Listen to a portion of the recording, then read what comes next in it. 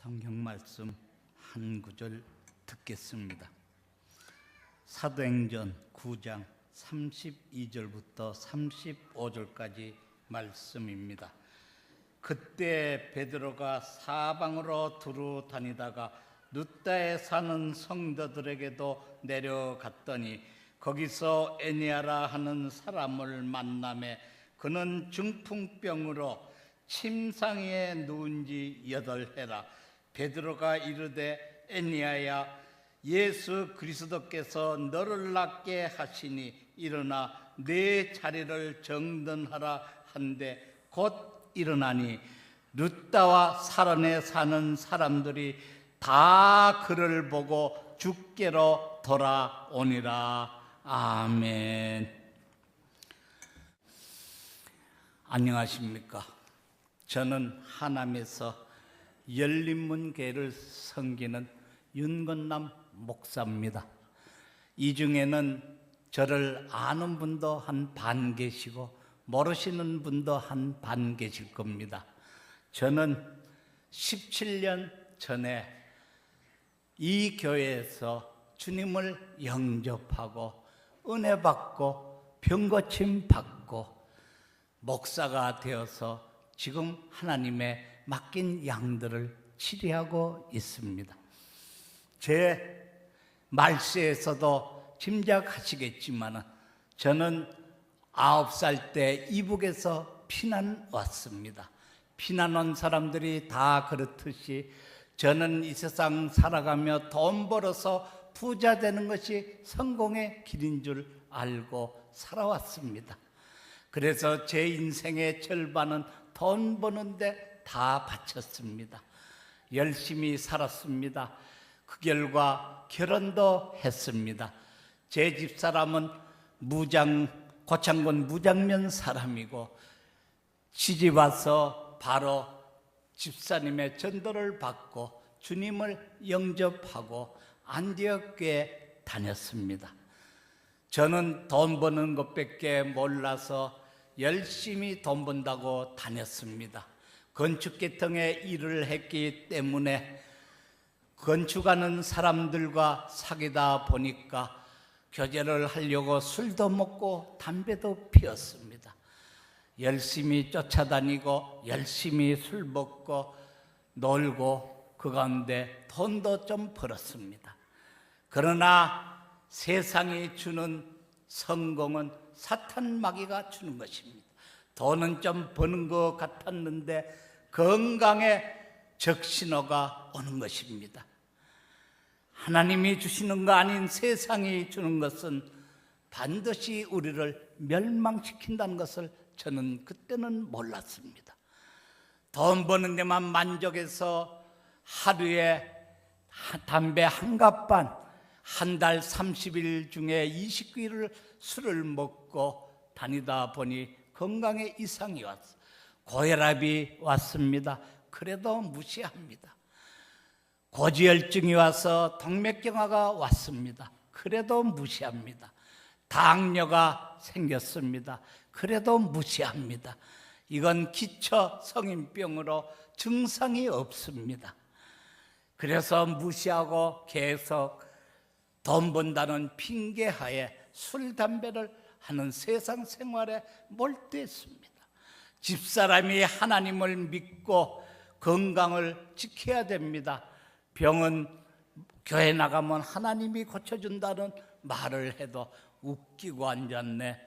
무슨 교회에서 목사가 병을 고치냐? 병은 의사가 고치고 약이 고치는 것이지. 듣지를 않았습니다. 그런 저에게 드디어 육체적인 병이 다 아는 병이 찾아왔습니다. 중풍으로 쓰러져 버렸습니다. 중풍으로 쓰러져서 누워서 병치레 하니까 사업하는 직원들이 내일같이 하지를 않습니다. 그러니까 벌었던 돈 부도나고 맙니다.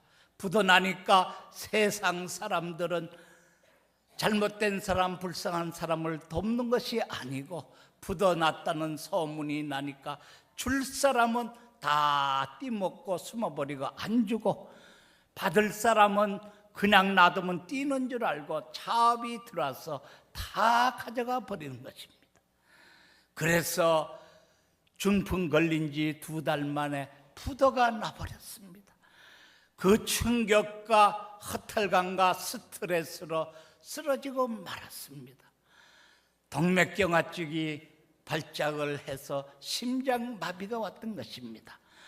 그래서 전대병원에 입원하고 응급수술을 받고 제 담당 주치의인 이태희 신경외과 과장, 나중에는 전대병원 병원장까지 하고 은퇴하신 분이 저에게 말했습니다. 사장님의 병은 한 번 더 심장마비가 오면은 다시는 일어설 수가 없습니다. 주의하십시오. 어떻게 주의해야 됩니까? 사장님은 여러 가지 고혈압, 고지혈증, 동맥경화, 중풍 등 기본 병이 있기 때문에 다시 심장마비가 올 확률이 90% 된다는 것이었습니다. 그 말은 뭐냐? 당신은 90% 3개월 안에 죽는다는 선거였습니다. 저는 아찔했습니다. 내가 믿었던 돈도, 내가 의지했던 약과 의사도 나를 버립니다. 3개월밖에 못 산다는 사형 선고를 내립니다. 그때서 썩은 동아리라도 잡는 마음으로 집사람의 인도함을 받고 그 신유 집회에 참석했습니다. 3일간 신유 집회 하는데 계속 참석했어요. 첫째 날, 주첫 날 울고 불고 콧물을 줄줄 흘리며 회개했습니다. 무슨 죄가 그리 많은지요. 마지막 셋째 날 성령 받고 방언이 터지고 목사님의 안수를 받고 짓고 갔던 목발을 집어 던지고 목사님과 함께 강대상을 띄었습니다. 그리고 박 목사님이 말씀하셨습니다. 성도님은 하나님의 은혜로 나았으니 5가지를 지켜라. 주일 성수하고 죄를 짓지 말고, 죄를 지으면은 바로 회개하고, 술 먹지 말고 담배 피우지 말고, 이 5가지를 지켜야 병이 완전히 낫지. 이 5가지를 어기면은 병이 재발합니다. 저는 목사님한테 약속했습니다. 예, 지키겠습니다 하고, 저는 그때 투병 생활하러 곡성에 작은 집을 얻어 살고 있었는데 거기서 교회도 다니면서 투병 생활을 시작했습니다. 병 낫기가 다 낫다 그래도 마음으로 완전히 믿어지는 것이 아닌 것이에요. 그러면서 친구들 기회가 하나 있었는데 고등학교 동창회였었습니다.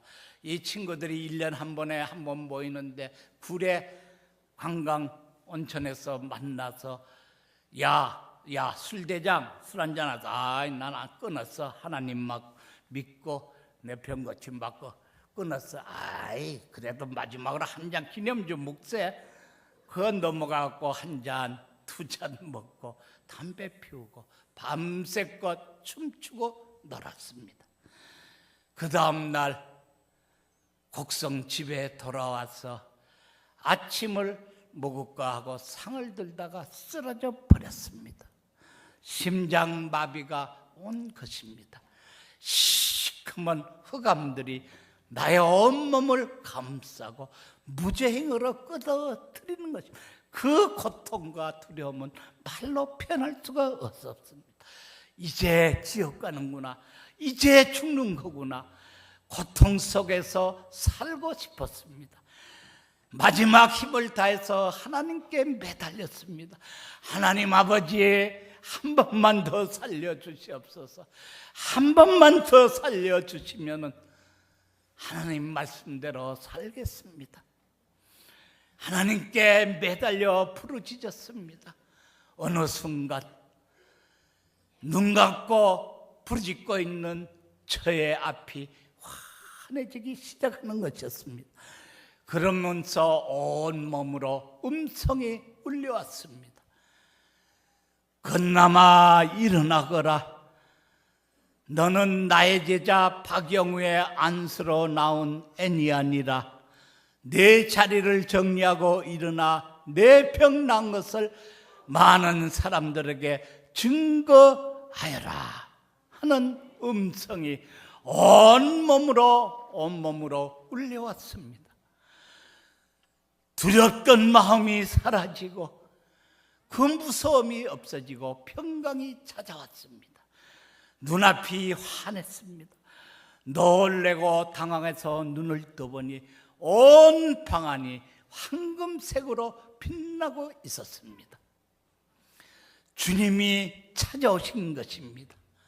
주님이 찾아와서 제 병 재발한 것을 낫게 하시고 저에게 살 소망을 주신 것입니다.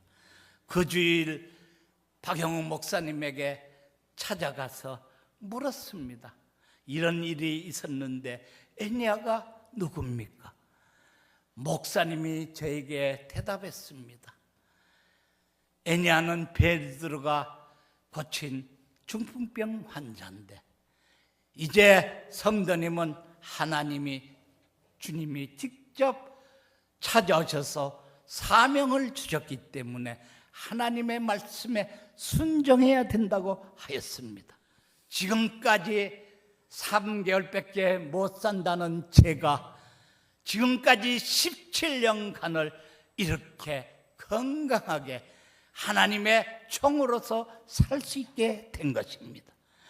세상에 내가 믿었던 돈, 내가 의지했던 약, 세상 것은 나에게 아무것도 아니었었습니다. 그러나 나를 찾아와서 나를 맞이하신 주님을 영접했을 때 부자는 아니지만은 내 가족들 다 배불리 먹이시고 학교 졸업시켜 주시고 세 딸 다 지금 좋은데 시집가서 목사 사모로 사업가의 아내로 공무원의 아내로 아들 딸 놓고 잘 살고 있습니다. 올해 제 나이 7순입니다. 이제 칠순잔치 자식들이 한다는 나이입니다. 이제 하나님의 말씀에 순종하여서 주님이 오신 날 부르실 때까지 열심히 하다가 주님이 부르신 날 천국 가면은 하나님의 상급 받고 천국에서 영생을 하리라 믿습니다. 내보다 더 복받은 사람 어디 있습니까? 하나님이 이렇게 축복해 주시는 거 저만이 아니고 여러분 한 사람 한 사람 다 하나님이 축복해 주시고 찾으시는 줄 믿으시기 바랍니다. 성도님들은 복받는 열쇠가 순종입니다. 안 믿는 사람들은 축복의 열쇠가 주님을 영접하는 것입니다. 주님을 영접하여 하나님 말씀에 순종함으로 이 세상 광야 지대에 살아가며 하나님의 도움받고 승리하여서 천국 가서 영생을 누리는 여러분들이 다 되시기를 주의 이름으로 축원드립니다.